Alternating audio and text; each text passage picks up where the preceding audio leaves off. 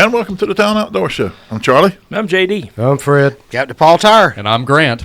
Okay, we can officially start. I've turned my phone off now. Oh, I was reminding everybody check your phones. All right. mine's on silent. So I think Charlie's trying to turn me on today. How's that? I'm looking over here. That's a pretty close shirt to a seersucker. A what? Nothing that- about me sucks. So. Got that pastel look going on. Well, JD almost wore the same shirt today. It would have been 3 weeks in a row. Yeah, we've done that the last 2 weeks Yeah, in a row. And I'm in the closet this morning we got to do the radio show today. What shirt would JD not wear? And I went back to my old school Carhartts, which I like, but we started wearing the Game Guards. And with the new logo on them, and I said, nah, he's not going to wear this. I know he does a kick, but he's not going to wear this. If both of you had it on, I'd expect one of you to say, we're going to make you squeal like a pig. Can we get some banjo music up in here? Nope, you ain't got to worry about that. I feel like I'm in here. I'm looking around the table. Everybody in here is on Zyn. Zyn is not a sin. You got some Zyn. Zyn is not a sin. Paul, what's that over there? I didn't know you was in that. Well, I learned it from these guys. We put him in the You Zyn succumb club. to peer pressure. To the peer pressure. Well, We just- I've been doing it for a long time because I don't use tobacco anymore, and that's how I got off of using tobacco. Mm-hmm. And it's better it probably still ain't good for you because it's got nicotine in it, but it doesn't have carcinogen. So that's why I quit. Well, I haven't done anything close to tobacco products, snuff, anything since that Copenhagen made me fall off the tractor and puke all over myself that day at work. That was a one shot and done. Yeah, if you started using tobacco with Copenhagen, you went all the way to like pro level. Hawking is where everybody starts dipping snuff is with Hawking, and you went all the way to pro level. That's I'll tell that story on the radio. Yeah, you have a couple of times.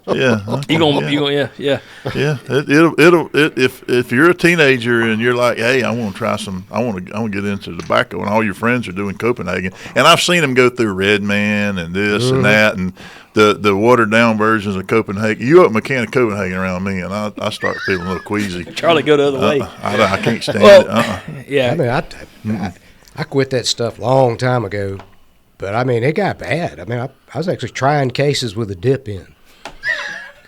Where you spit? I wasn't. Same place. It was Same place bad. you spit that night in that mobile home we were in. On the floor. Probably on the floor. You do It's that brown in court. carpet. They'll You do let that us in the see it. courtroom, and I'm pretty sure Ron Fleury would have your rear end. Yeah. His honor. I'm sorry. Yeah, his honor would not like that. I think that would cross a line. Well, I mean, Judge Bateman was on the bench back when I stopped that, so I tell you, it was a while back. But So this Zyn. The first tobacco I ever tried was Day's Work. Plug. Yeah, the plug. Gosh. It's like you had to have It looked like a brownie. Yeah. I mean, it looked just like a brownie. You had to have a pair of pliers to get them. Break you a chunk off. Yeah. And a buddy of mine's daddy chewed Day's Work, and we were probably 14, 15 years old. We That got a stuff hold would of some of light that. you up. Oh boy! Boy. You ever seen that powder stuff like the old? My great grandmother dipped top. They could hit one of them gold buckets 20 foot away. Oh yeah. Yes, sir. They knew how to spit. That was a Tops or Railroad. I don't know. I remember her dipping that when I was a kid. And, I tried that stuff one time, and I decided that was not for me. That's like taking a big old spoonful of cocoa powder, some Nestle Quick, and trying to remember eat. those little, them little silver cans with the powder in That's it. what I'm talking about. I had some kinfolks into that stuff, and I couldn't. What the attraction to that was. I didn't know where you're supposed to like snort it like cocaine. Well, that is exactly what they did with it in the the 1600s or 1500s. That's exactly the way they did it. They take a little tiny spoonful of it and snort it up their nose.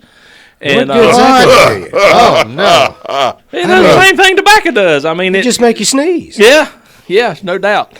But with energy. But back with energy. But then Americanize that, and you tip a little bit off in the top of that can, and you pull your lip out, and you pour it in there, and it takes forever for it to get wet. I mean, it's like it's like putting baby powder in your mouth. Yeah, exactly. It's talcum powder.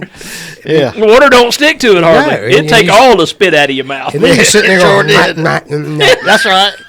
I you thought can't maybe talk. that's what these old people that had dentures, Yeah. Them old timers, I they knew how to thought- work It's just that tobacco stuff. stuff I can't get out of there. yeah, they're just sitting there. That's why they're doing that with their mouth. They're just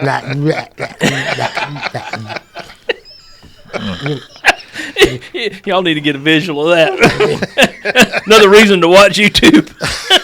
I mean, you've seen people. Oh, yes, I have. I absolutely have. There ain't no doubt. I just, anyway. But Zyn is just is a non-tobacco nicotine product. What I like about it is I don't Spit have to cups. worry about picking up somebody's spit cup or looking at something, because around here, there's you look at a water bottle and I thought, yeah, that's got stuff floating, and I throw spit cups away when I see them. If they look like they've been there more than 5 minutes, they go in the trash because they're nasty. I can't, and I'm surrounded by this stuff. Is this a dip-free zone? You No? you know you can dip in here. Just don't leave your spit Just cups don't leave hanging your around. spit cup around. Expect it to be there when you come back, Yeah, especially where customers can see it. That's right. So you know that craze. I think what started it was John Travolta in Urban Cowboy when he was dipping snuff and riding down the road and spitting in the beer bottle. Mm-hmm. Remember that? Yeah.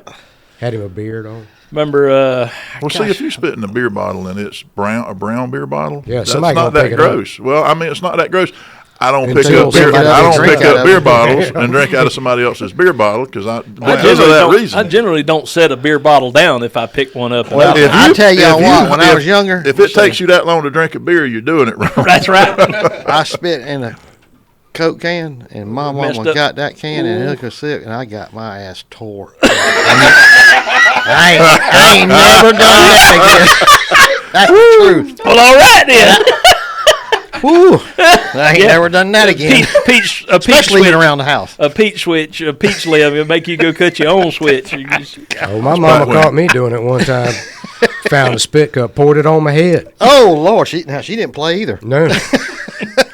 She did not like that. See, I tried smoking cigarettes when I was a kid, but that just led to more That's trouble something and more trouble. It was a slippery slope pretty quick, and I didn't like it.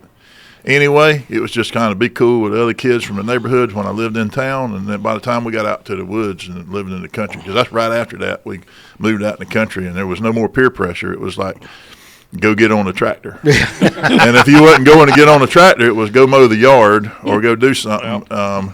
There was, just wasn't nobody.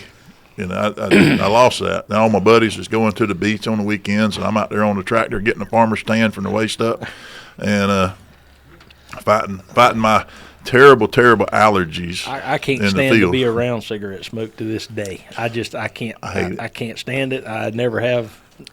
No, not me. Now cigar smoke, I can deal with cigar smoke. I don't mind that. Some pipe smoke is even. I like pipe smoke, but I don't want to smoke a pipe. I don't know. You kind of, you got the beard. You got the do. Hemingway You thing just- going on. You might get away Needs with a that. tweed jacket. And I would chew Get him on on the one little funny and hats. walk around with it. Get him a little funny hat and tweed jacket. No, that's a Walk little around. too far. You don't have to smoke the pipe. You just walk around and hold it cool. You hold it between your thumb and your pointer finger and just walk around. You don't have to have nothing in it. You just When I was a used kid, to- my great uncle gave me a pipe, and we put rabbit tobacco in that thing. I tell And you, you want to talk about turning green and getting sick? Well, we got rabbit tobacco growing around the house. Yeah. I think the sickest I have ever been off of tobacco, I went with a buddy of mine when we were in high school to his grandparents' farm up in Kentucky. And they had a big old tobacco barn, and we went into the tobacco barn and pulled off a leaf, and we're gonna make us roll us up a cigar, and that stuff was still about green. And Ooh. man, you talk about two sick youngins. See, the parents don't punish you for stuff like that because they go, well, that's self-learning. Yeah, He took a crash course in what not to do. it's like I ain't finna stop. we my don't kid. let kids do that no more. If my kids want to stick their finger or stick a coin or whatever in that light socket over there, I'm not gonna stop them. Oh, They'll I figure love- that out. Yeah. So It's I a don't great know. way to I don't learn. know. Well, okay. I was watching a comedian the other day, and that's what he was talking about. Is we got enough people on this earth. We need to start thinning the herd a little bit. We need to start take all the warning labels off, and then just let people just do what they're gonna do. You want to drink that? Absolutely. You want to eat that paint? Go ahead. Go ahead. Hold this You know. mouth trap and see how it works. Yeah. Yeah. All right. We'll be back in a minute with more life lessons.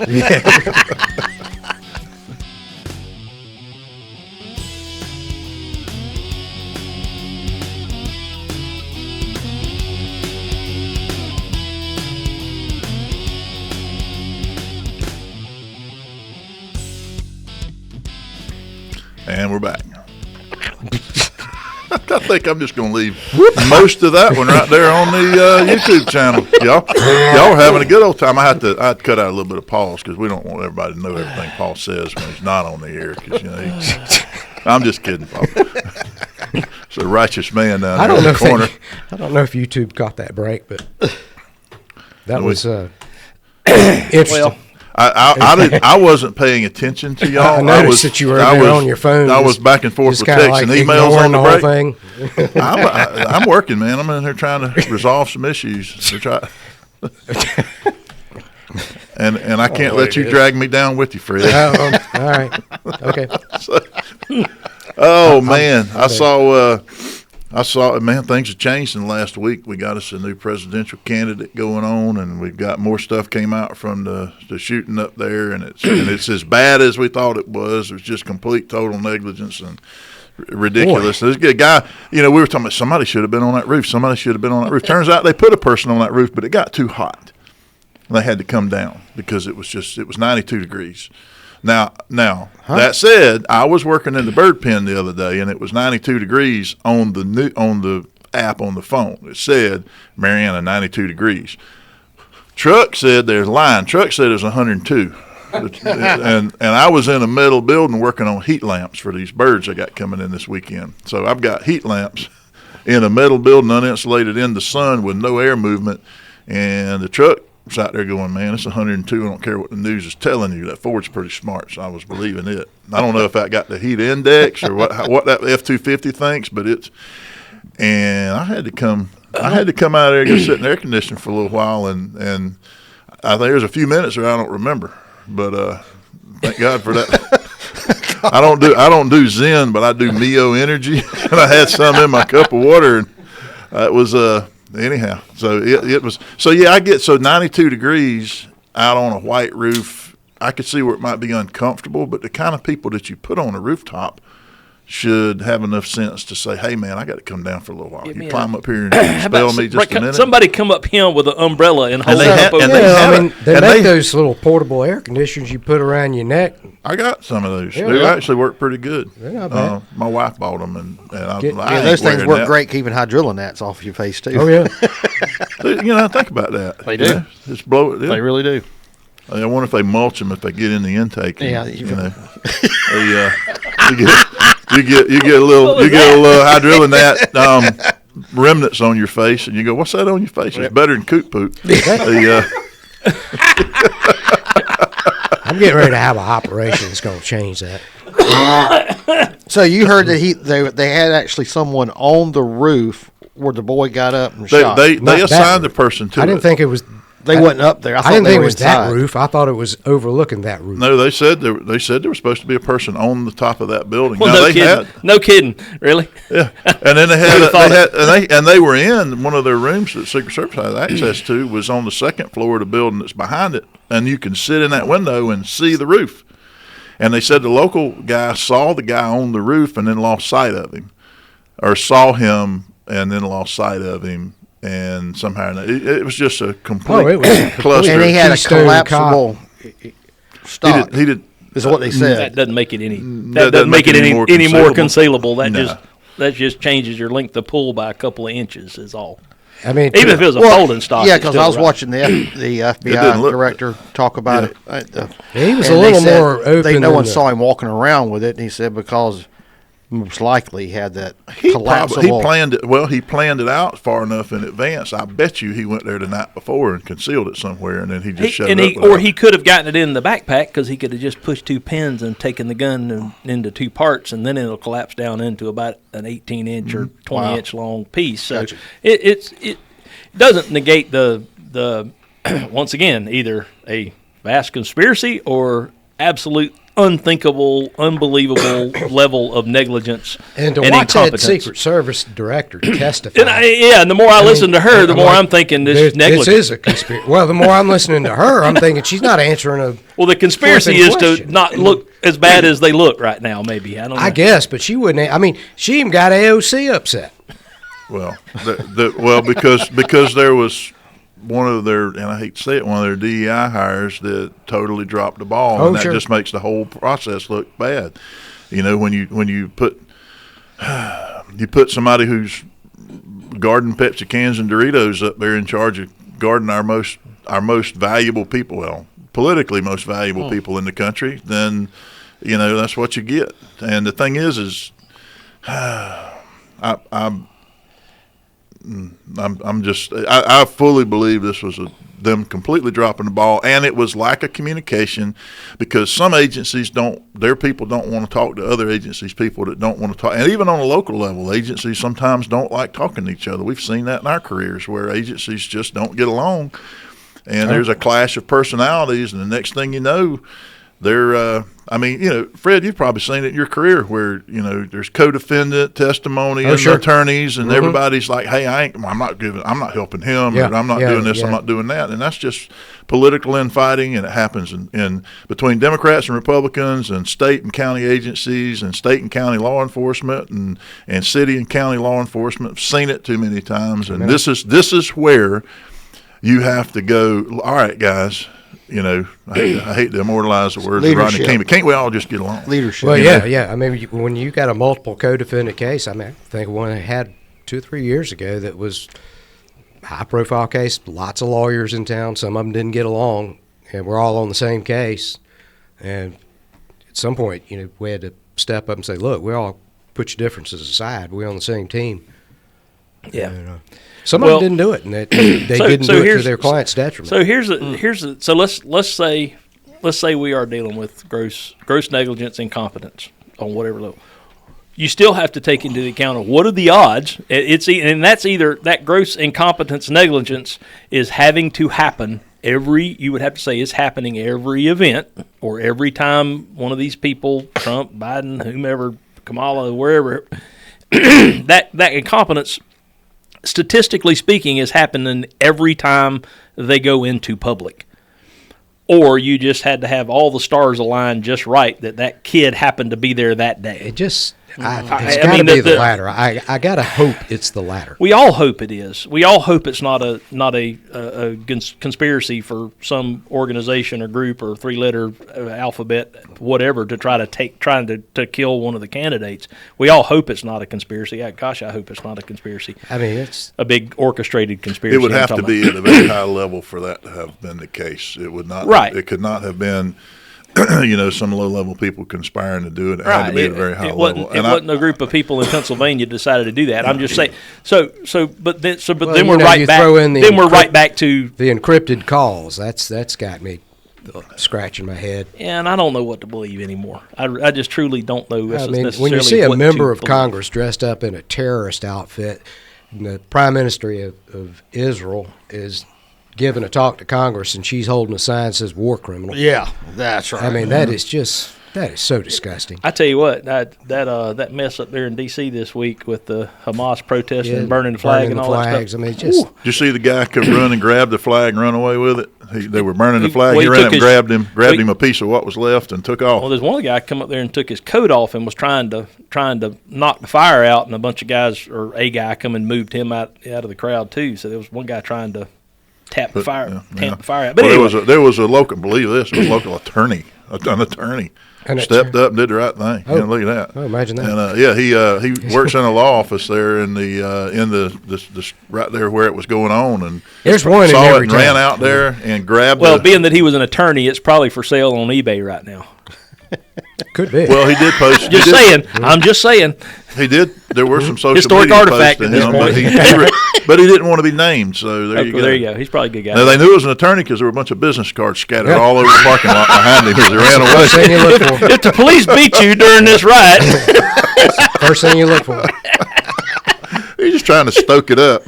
Maybe, they're chasing me. Y'all beat them up and then turn around and go. That's the first thing I do when I get on a crash scene is see if anybody's beat me to it. If Morgan & Morgan's got a card down there. Did you see where John Morgan was in the news? I did. Saying that y'all can keep my $1 million. I'm not raising any more money for these people. I did. And I'm like, okay. He's an interesting bird. I've met him a couple of times. We don't agree politically, No, I don't agree with him politically, and I hate hearing the ads constantly for the different, constitutional amendments and marijuana. Things yeah, I'm not for all that, but at the same time, he's impassioned and he believes in what he believes in, but so does everybody on the left and on the right. We do. Here's my fear in this. Okay, so I'm honestly concerned about. So, and I kind of agree with Trump. They ought to give him a refund. Y'all been making me campaign against this old man, and all of a sudden y'all bail out. Now I got to spend this campaign money on something else, but it ain't his money. So, but what my fear is that on the right, we're going, instead of criticizing Vice President Kamala Harris for her failures on policy, her failures in her career, and all of the things that she's terrible at, like actually giving a speech and talking and not talking about yesterday that's today that was doing yesterday tomorrow. Doing whatever assignment she has, not failing Yeah. at whatever assignment she Instead gets. of going after her on the issues and all that, they're going to start attacking her The personal attack stuff. in stuff that is going to And that's gonna backfire with women and minorities and all of the things that you won't get elected without, and because Republicans sometimes just can't help it. themselves. Yeah. Well, Trump certainly can't help himself, which is one of the reasons I'm not a big fan.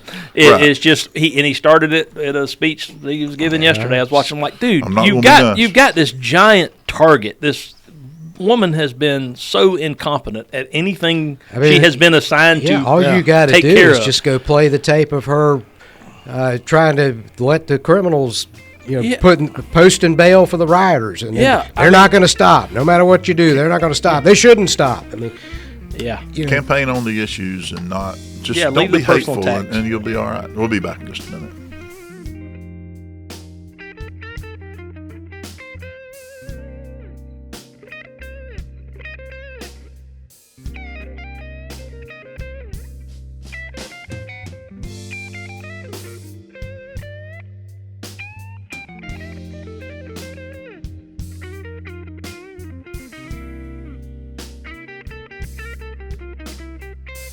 And we're back.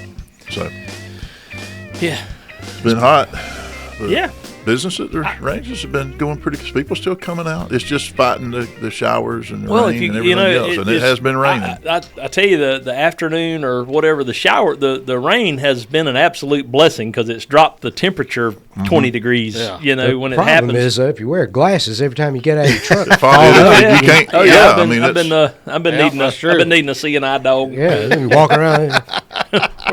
Tie on the Dixie. She knows where to go. my son CJ got out of the car the other day. We'd come over here he has headaches and stuff. We come over here to get an MRI, and that process has changed a lot, man. We went over there to the Tallahassee Diagnostic, whatever, the radiology, over there, Phillips Road. Yeah. Rolled in there. Now get this, we're seeing a neurologist out of Panama City for his migraines and stuff, and he couldn't get an appointment. It took 3 months to get a neurology appointment in there.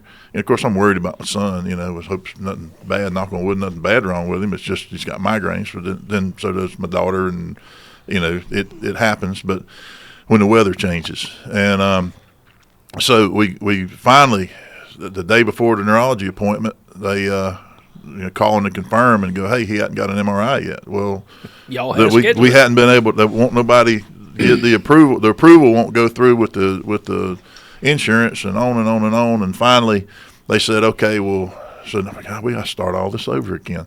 And they made one phone call. The next day, we're in an MRI.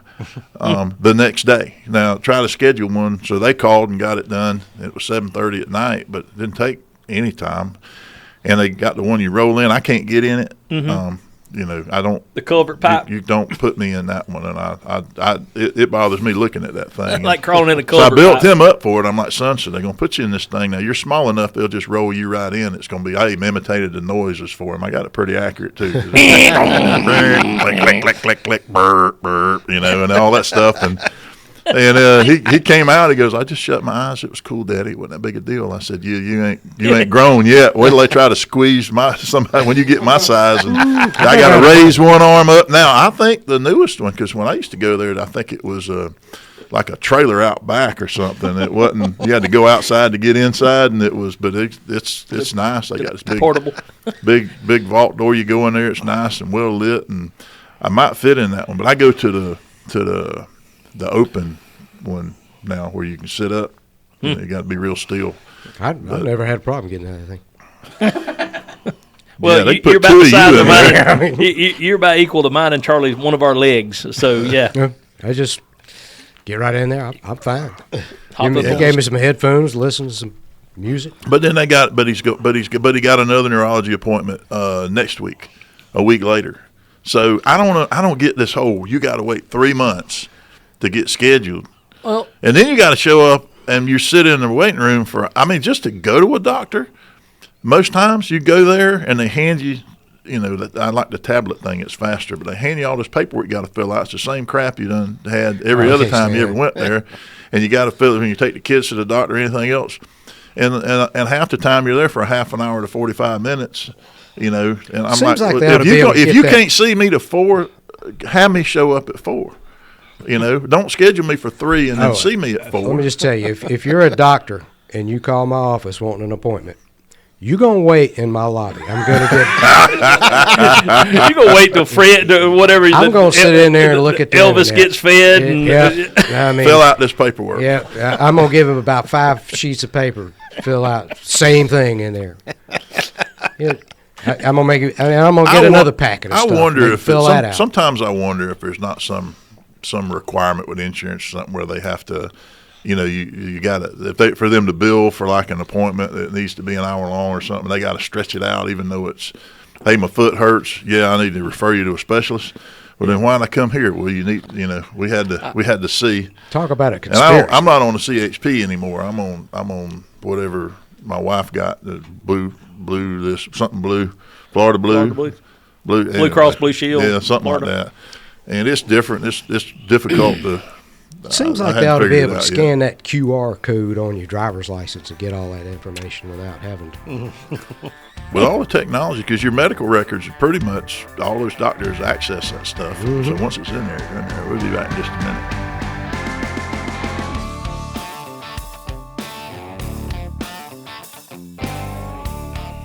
And we're back. So turning the corner away from humor and ridiculousness just for a little while, want to talk about some fairly serious stuff.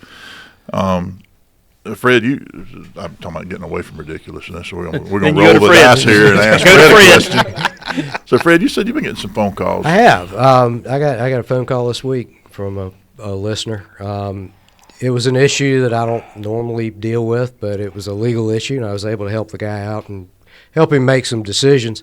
And I don't mind that at all. If you're a listener to this program, I'm happy to talk to you. If it's something I can help you with, I will. If I can't, I know who to send you to. And so feel free to call me. You can find my number on the internet, fredconrad.com. Just that's all you got to do. It's right there. It's got my cell number on there, so I don't mind folks calling. Any time of the night or day, y'all go right ahead. Now listen, we If you call after midnight, you might get a little bit of. You get a Biden different version talk. of Fred. Biden talk. What you need to do. No, so I mean, all kidding aside, Fred's our friend, but he's also my attorney when I need stuff, and sometimes he has to point me in a different direction depending on what it is. But so far I hadn't run into a whole lot of that. So it's when I have a legal question or I have a concern, Fred's the first one I call. And so I think, as much as we laugh and joke and have a good time, I think it's awesome that you can do that. I mean, as I've gotten older and turned to a professional line of work as opposed to just being a cop, I found the value in networking and working with people that you're comfortable with versus just calling somebody that you're not even sure you can have a conversation with. So there's a lot of value in dealing with someone you can communicate with versus somebody who looks like they have a stick up their rear end all the time and just tries to look like an officious. Yeah, I've got the whatever that word was we had to beat from Paul earlier.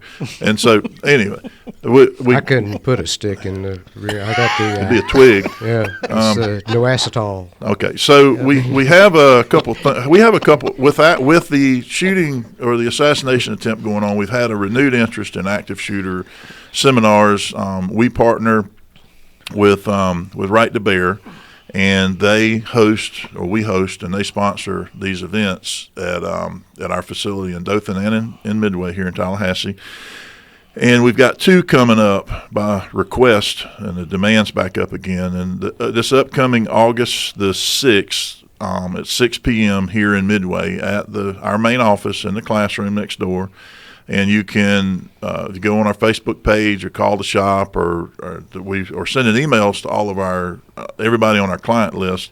But 6 p.m. here at the store, we will be doing a active shooter seminar, and then in Dothan on the 8th at 6 p.m. Central Time, their time. Slow time, JD. Mm-hmm. We will be doing one at the range, at Talon Range of Dothan, unless we get so many people sign up for it that we end up having to go to another location. And if that's the case, then we'll call everybody and let them know. So we don't have quite as big a facility up there.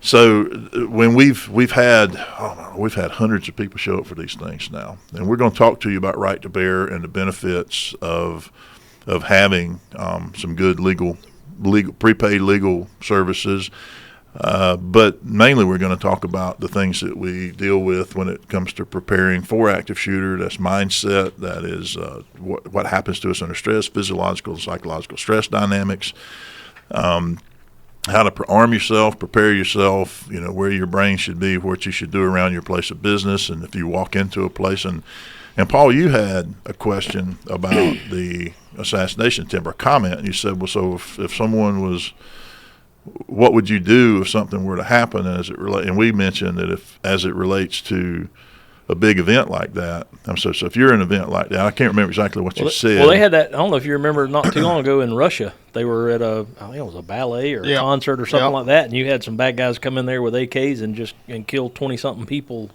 or more. At a ballet? Yeah, at some big venue in Russia, and it was just some bad guys came in and just started shooting people, and that's anytime. So the danger of that, first of all, is most of the time, anytime you're in a concert, a ball game, this, that, and the other, they make it really hard most of the time for you to be able to be armed, and unarmed in a venue like that. If you're unarmed, you have to go through a metal detector to get in, and you got basically 2 choices: running or hiding or some combination thereof. Finding cover, not concealment if you don't have cover, and knowing the difference between cover and concealment. Cover stops bullets, concealment hides you from bullets or hides you from somebody shooting you. So you're hiding or getting behind something that'll stop bullets. But if you're stuck there and somebody just randomly starts shooting into a set of bleachers, my kids, we were having some conversation, and she goes, well, I'm like, you don't know how small you can get until somebody starts shooting at you, get as small as you can and get behind something, preferably not somebody else. So, but you could grab your wife, or you could grab your friend's wife and put them in front of you. So the counter side of that is also if somebody comes into a room, let's say you're in a theater and you're on the front row, sitting down close. There's generally exit signs and exit doors there, and somebody comes in the back, starts shooting. Getting out the exit is plan A. Plan A, yeah. Especially if you have your family. Now, and even if you had a gun, if you turned to engage that person at the back of the theater, 18, 20 rows back, everybody's going to be up, down, moving around. It's dark in there. You're going to have, I don't know if that's a viable plan or not, but getting out definitely is high on my list of things to do. If I have my family with me. And if I'm at the theater, I have my family with me because there's no other reason I'm going to go. So you don't watch movies by yourself? No. So if I'm looking, I look at that situation. Is can I make that shot? And if I am going to engage that person, but I don't. So let's say I don't have an exit, and I have to do something, and I am armed, well, then if I can't make that shot from a distance, well, then I need to be doing something to close the distance between me and him, because I need to know where I can take that shot from and not endanger other people. But if I'm sitting towards the back of the theater, now if I'm in the middle, and these are things you actually have to think about. If I'm in the middle, that brings me to this I question. might not be able, because if everybody's trying to get out the exit and I'm trying to go with them and there's a bottleneck right there, then I'm just waiting to be shot. I'm a buffer between the guy with the gun and the people who are going to get out. I'm the next victim. Go ahead, Fred. Where do you sit in the theater? Where's the safest place Sit to wherever sit? I want to. All right. I'm armed. I'm armed. All right. Well, assuming I'm not armed. I sit in the middle, about halfway down. If there's openings, I don't like to sit on the side. I sit where it's comfortable for me to sit, so I can enjoy the theater. Because if something happens, I got a gun and I'm gonna kill somebody's rear end. All right, but if you are in, if you think tactically, Fred, you want to be where those ramps that come up into the theater let out come into the theater on the end of the row on one side or the other. You got to pick one, but you're close to the exit and you can control, at least you're really close to being able to control one side, and if the guy comes in the other side, you can go out that other side. Yeah, because if I'm in a restaurant, I always sit where I can look at the door. Absolutely. And depending on which theater you're talking about, because some theaters, the entrance is at the end. Some theaters is on the side. It depends on the situation. Where I want to be, like JD just said, is I want to be where I'm close to one or the other, so I can either – so the ones where you've got an entrance on either side and everybody's sitting in the middle. Okay, well, if I'm on one side, I can exit and come around behind them if they're at the other side. Then I can ambush them from that side if I can get through the people. And I can get through people. I used to hang out at the riverfront. I knew how to get to the bar. If it was crowded, you weasel your way through there. I just crawl through the legs. But I want to be, and the same thing in a church. I want to sit at the back, not because I want to be at a nap and the preacher not see me. I want to be, so if somebody comes through the door and they've got a gun, I want to be able to lay my hands on them. All right, so I want to be where if somebody comes through a room, I want to be at their door. I want to be where I can put my hands on them, and we're going to fight. Unless I'm armed. If I'm armed, then I'm still going to be close, because I want to be able to engage them before they start engaging other people. So, but that's coming from a protector mindset. That's coming from somebody who is armed. That's coming from people like us that believe in taking the fight to them.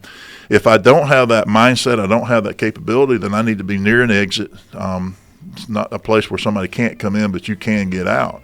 And just keep in mind that if everybody in a church stood up and tried to leave at the same time out the front, you're just waiting to be the next one to be shot, and we'll be right back.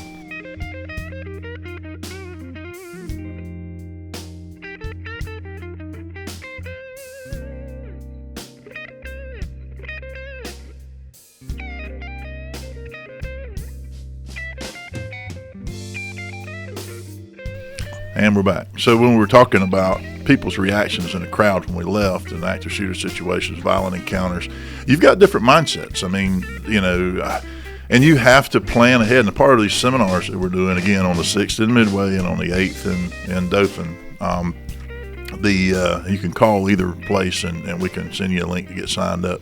And if you use the promo code TALON, TALON, you can you get it for free, but you need to register, because we don't know how many people are coming.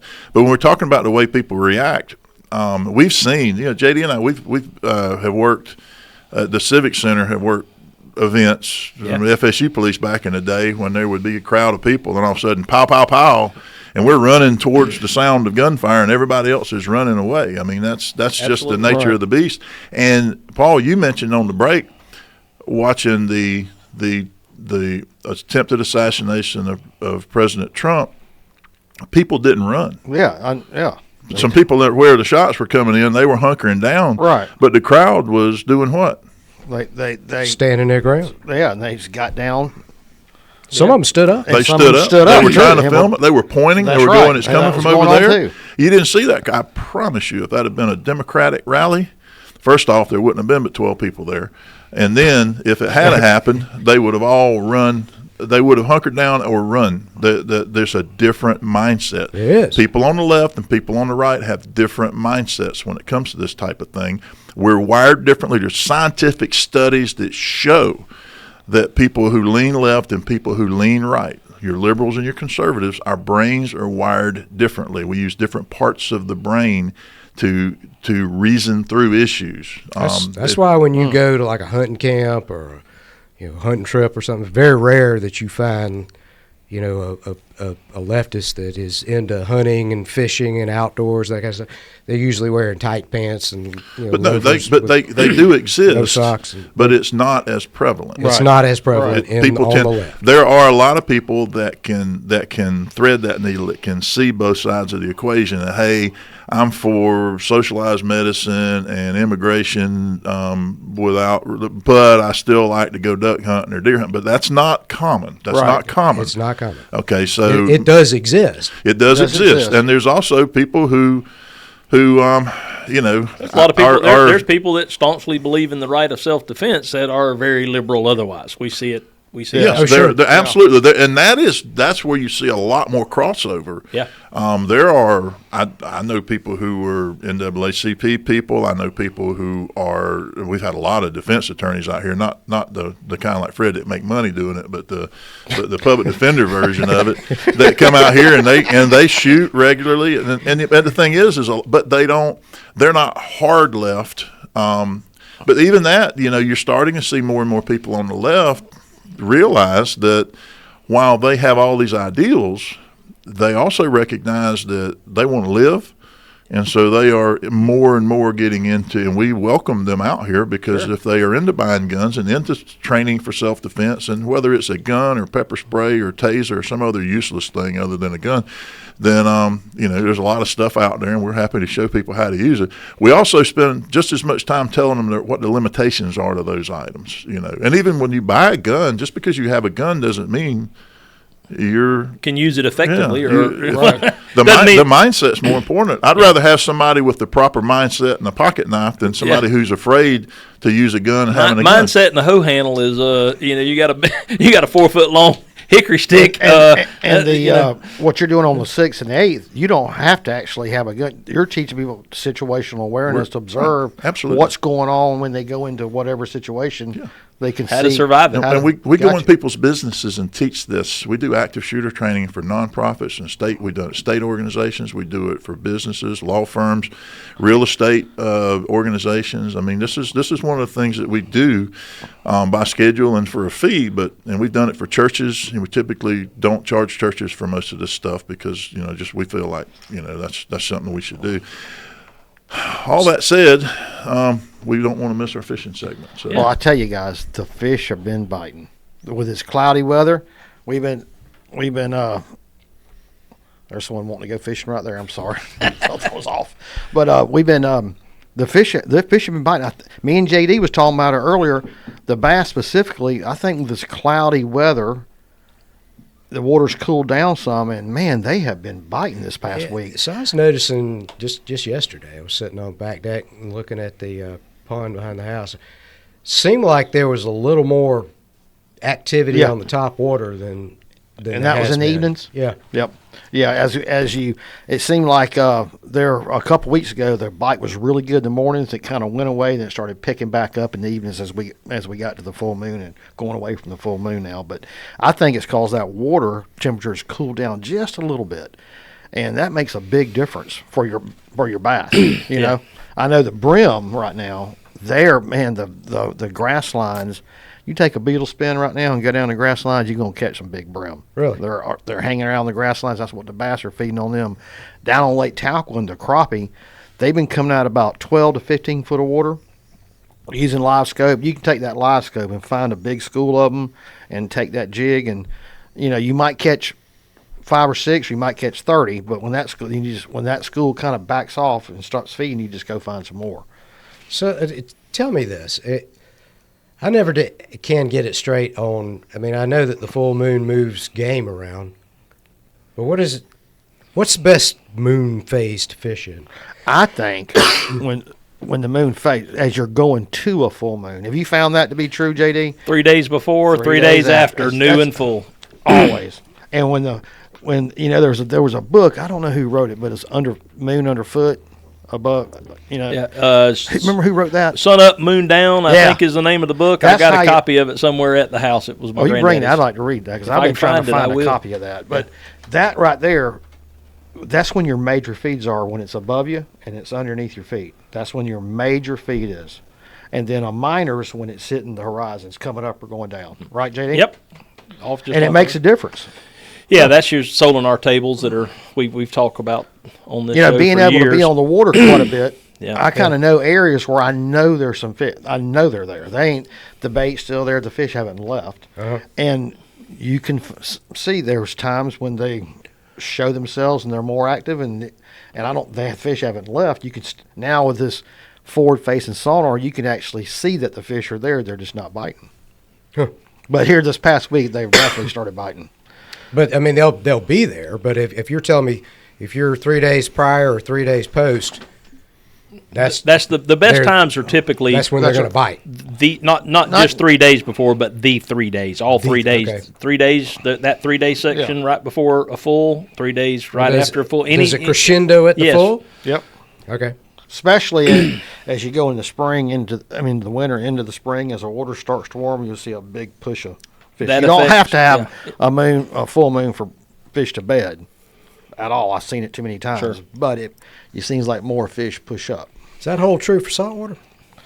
Yeah. Well, you got saltwater, you got tides as well. It's tides, it can always be big affected on by- rising tide. I think that tides affect saltwater fish as much as anything Yeah, does. but here been my now, experience. what I've been hearing the last couple of weeks, when it's been so hot, the morning bite's been best. I know that it's still important, but In the morning summertime, bite morning has bite's been- always has best been for on the flats. saltwater. Yeah.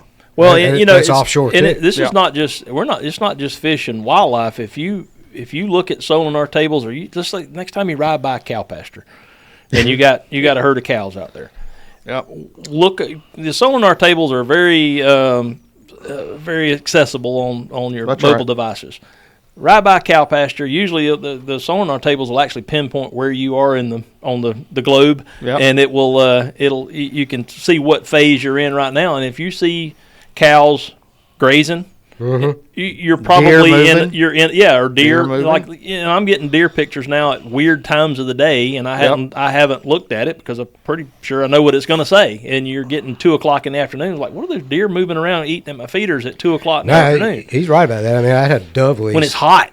a few years back, and it was right next to a cow pasture, and those cows started moving, and that's about time birds started flying. Right, and then you drive by, and my granddaddy used to say the same thing. You drive by a cow pasture on the way to the lake or whatever, and he goes, "We wasting our time. Them cows laying down in the field, right. you know."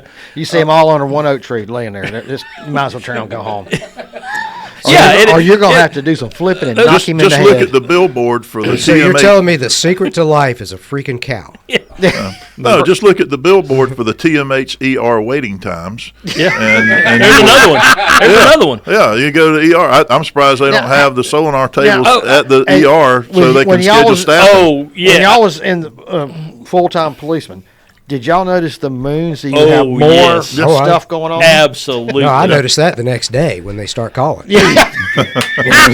Full moon Friday night with in a major, and I've set my clock on my watch. At times, okay, you got a Friday night, you got a full moon, and Y'all the know major. they're going to be busy. Oh, it's just yeah. the alert tone will start going off on that radio, and it sounds. So if I got Halloween or St. Patrick's on a full moon or Cinco de Mayo on a full moon, You got Making deputies money. calling. Making money. You got deputies calling in. Hey, can I have next Friday off? Let me check the moon charts, and I'll tell you. No, we're gonna be busy. We'll see y'all next time.